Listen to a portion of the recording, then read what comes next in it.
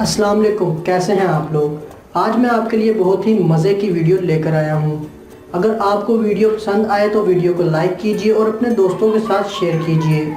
पहला दोस्त दूसरे से, यार मुझे बड़ी भूख लगी है। दूसरा दोस्त, बता क्या खाना है।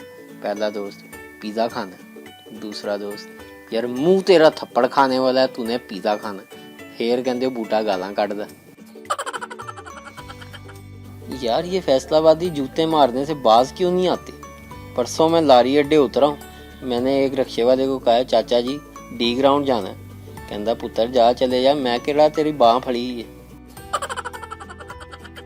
एक जज ने फैसला सुनाया, आपका मुवक्किल रिहा नहीं हो सकता। वकील गुस्से में आकर बोला, केड़ा साला कहंदा। जज, तुमने मुझे गाली निकाली। वकील बोला, जज साहब मेरा मतलब है कौन सा लॉ कहता है। आप गुस्सा ही कर गए। एक सियाना बंदा मुझे कहता, पुत्र क्या काम करते हो। मैंने कहा वेला रहना। अगो कहंदा, पुत्र बहुत चंगा काम है, छड्डी ना। एक फैसलाबादी ने ना 1122 वाले से कुट खा ली।